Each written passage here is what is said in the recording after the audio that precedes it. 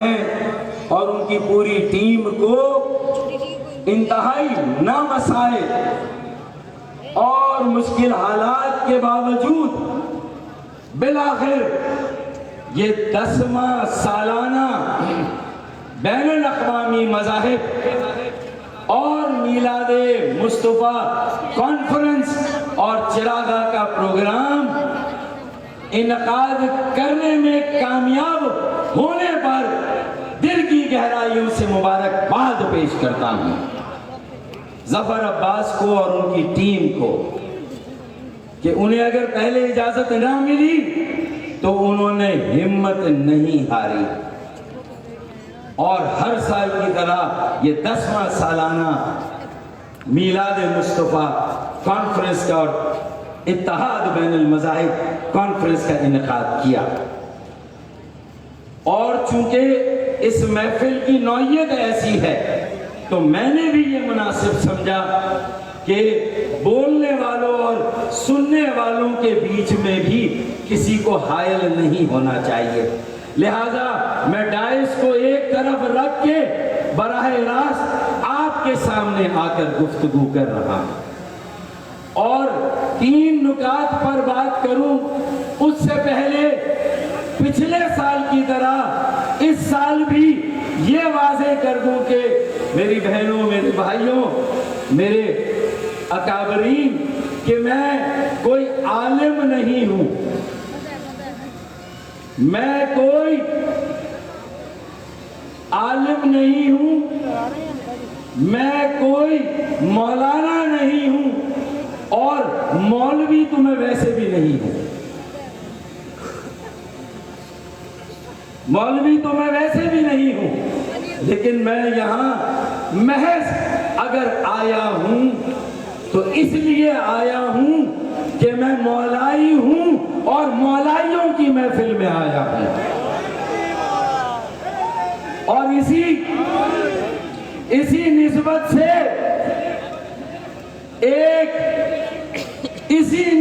سے ایک عاشق رسول کی حیثیت میں آج اس عید میلاد کے پروگرام میں آپ کے سامنے ہوں۔ میں نے کہا پہلے تو اس بات کی میں وضاحت کر دوں۔ اب جو 3 نکات مجھے آپ کے سامنے بیان کرنے ہیں وہ یہ ہیں کہ بے شک آج ہم یوم ولادت رسول، جشن آمد رسول کے حوالے سے یہ مبارک محفل کا مجلس کا اہتمام کر رہے ہیں۔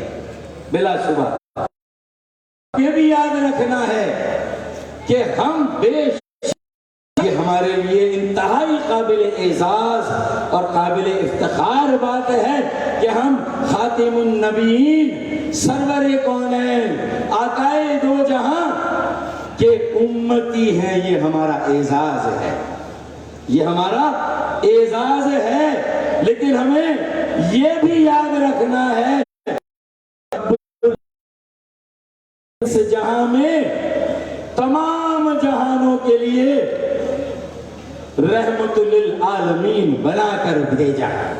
ہماری چودراہٹ، ہماری اجارہ داری اور ہماری مناپلی بے شک اس بات پر ہو سکتی ہے کہ ہم سب سے خوبصورت مکمل ضابطۂ حیات دینے والے کی امت سے ہیں، امتی ہیں، لیکن ان کی رحمتوں پر صرف ہمارا اختیار، ہمارا استحقاق اور ہماری اجارہ داری اور مناپلی نہیں ہے، وہ رحمت للعالمین بنا کر بھیجے گئے، اور اسی نسبت سے اس سے زیادہ ان کی رحمتوں، فضیلتوں اور برکتوں کی عالمگیریت کا اس سے بڑا اعتراف کیا ہو سکتا ہے کہ یہ اتحاد بین المذاہب کانفرنس کا یہاں انعقاد ہو رہا ہے۔ ایک خوبصورت ہمارے معاشرے کا، ہمارے ملک اور قوم کا گلدستہ یہاں جمع کیا گیا ہے،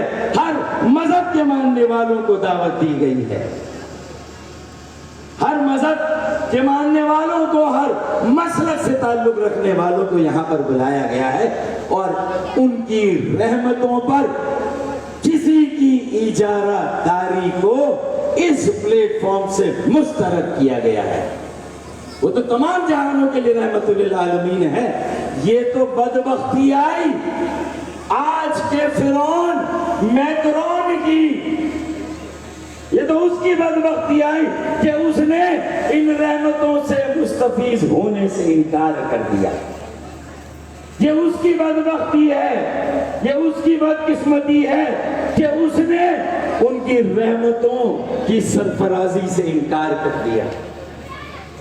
ورنہ اللہ تعالیٰ نے تو کہا کہ ڈونلڈ ٹرمپ پر بھی رحمت للعالمین کی رحمتیں جاری تھی، میکرون پر بھی جاری تھی، لیکن جب اس نے خاکے بنوا کر، خاکے لگوا کر توہین رسالت کی تو انشاءاللہ تعالیٰ وہ دن دور نہیں کہ اس کا تکبر، اس کا غرور، اس کی طاقت، اس کی معیشت اور اس کی شہنشاہیت بہت جلد جنہوں نے خاکے لگائے، خاکے آویزہ کیے، خاکے بنوائے، انشاءاللہ تعالیٰ ان کی طاقت، ان کی معیشت، ان کی شہنشاہیت بہت جلد خاک میں مل جائے گی انشاءاللہ تعالیٰ۔ بہت جلد جنہوں نے یہ ناموس رسالت کی توہین کی ہے وہ انشاءاللہ اپنے انجام کو پہنچیں گے۔ لیکن ہمیں یہ یاد رکھنا ہے کہ رحمت للعالمین کا مقصد کیا ہے کہ مذہب اسلام آج امریکہ، کینیڈا اور یورپ میں سب سے تیزی سے پھیلنے والا، پھلنے والا اور پھولنے والا اگر کوئی مذہب ہے تو وہ مذہب اسلام ہے۔ درست یا غلط؟ ایسا ہے یا نہیں ہے؟ مبالغہ کہیں ہمارا کوئی رد عمل ایسا نہ ہو کہ اسلام جس کا اصل چہرہ امن، سلامتی اور آشتی کا چہرہ ہے، بہت مشکل سے انتہا پسندی اور دہشت گردی کے داغ کو ہزاروں پاکستانیوں نے اپنی جانوں کا نذرانہ دے کے اس داغ کو دھویا ہے۔ تو ہمیں یہ بھی یاد رکھنا ہے رد عمل اگر وہ کیلکولیٹڈ نہیں ہے، وہ ہماری مذہبی، وہ ہماری نظریاتی، وہ ہماری سیاسی بلوغت اور بصیرت سے کہیں آگے نہ ہو، زیادہ ہو۔ یہ جو انسانیہ ہے پوری دنیا میں مذہب اسلام کے لوگ قریب آ رہے ہیں، تو کہیں ہمارا ریئیکشن ان قریب آنے والوں کو کہیں ہم سے دور نہ رہے۔ ہمیں بھی اس بات کا خیال رکھنا ہے، یہ ہمارے لیے بھی انتہائی اہم ہے، کیونکہ جب اجارہ داری کی خاتمے کی بات کی تو بھائی فرقہ واریت کا خاتمہ بھی اسی دو مصروں پر ہو گیا کہ بھائی ہم نے کب کہا کربلا ہماری ہے، ہم نے کب کہا کربلا ہماری ہے، سچ بات تم کہو کربلا تمہاری ہے۔ ہم نے کب کہا کربلا ہماری ہے، سچ بات تم کہو کربلا تمہاری ہے۔ تو اجارہ داری یہاں پر بھی نہیں ہے، شرط ہے سچ بولنے کی۔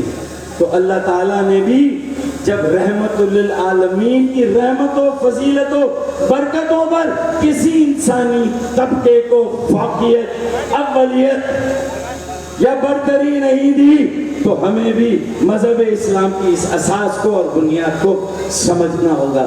ہر طرح کے تفرقوں کے خلاف یکجہتی اور ایک عظیم اور وسیع تر اتحاد کا مظاہرہ کرنا ہوگا۔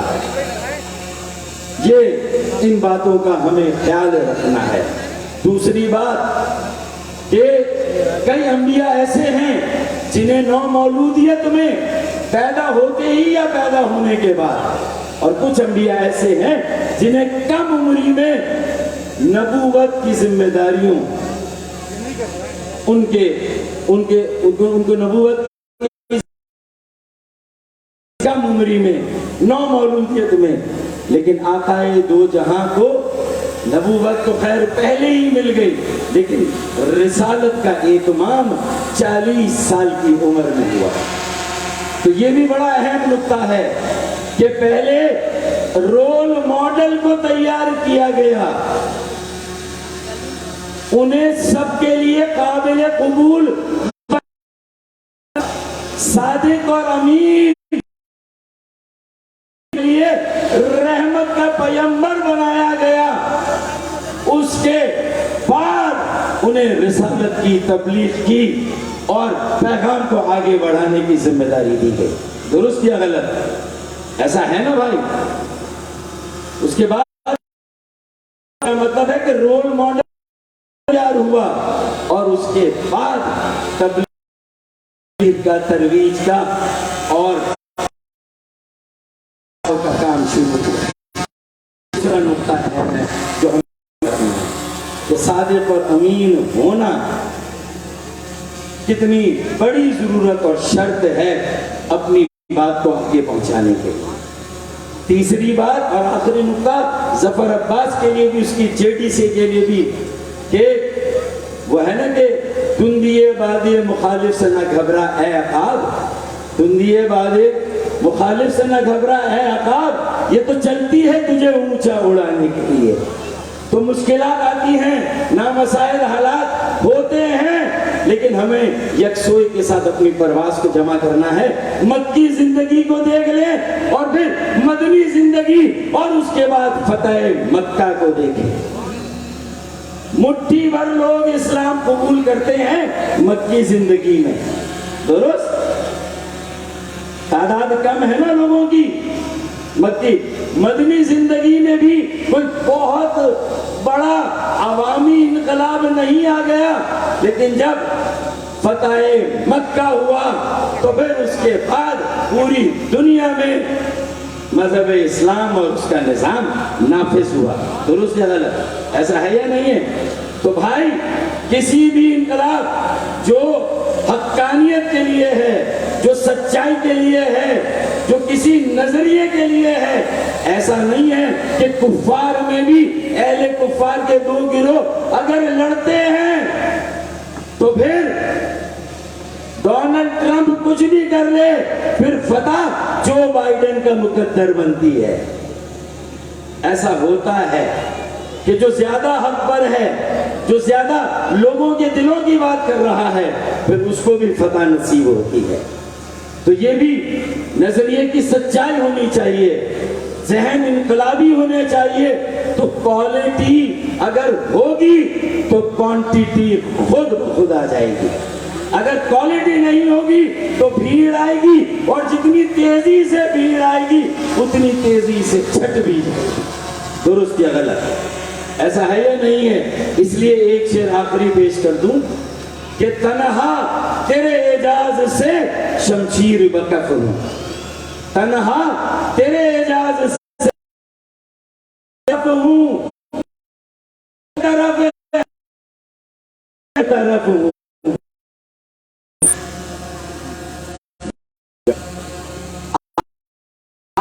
لاہور میں بھی ٹرین چل گئی اور اچھا ٹرانسپورٹ کا نظام ہے، پشاور میں بھی ہے، ملتان میں بھی ہے، لاہور میں بھی ہے، تو اب کراچی میں بھی یہ کوئی ٹرین کا نظام ہونا چاہیے، K4 مکمل ہونا چاہیے۔ آج کے اس دن اگر ہم یہ تجدید نہ کریں، ایماندار لوگوں کی ٹیم ہو جو یہ 1100 ارب کے پیکج پر عمل درآمد کروائے، ان کو دیا تو 100 ارب لگیں گے، 1000 ارب ادھر ادھر ہو جائیں گے، ان کو دیا تو 200 ارب لگیں گے، 900 ادھر ادھر ہو جائیں گے۔ تو امین اور صادق کے ماننے والے ہیں، اس 1100 ارب کی امانت کا سب مل کر خیال کرتے ہیں، اور اس کی ایک ایک پائی اور ایک ایک پیسہ ملے تو اسے جس چیز پر خرچ کرواتی۔ یہ عہد بھی آج ہم گویا کہ کرتے ہیں۔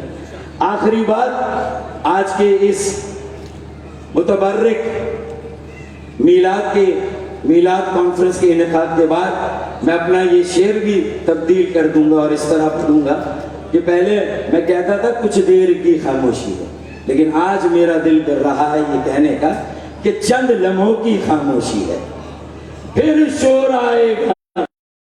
چند لمحوں کی خاموشی ہے، پھر شور آئے گا۔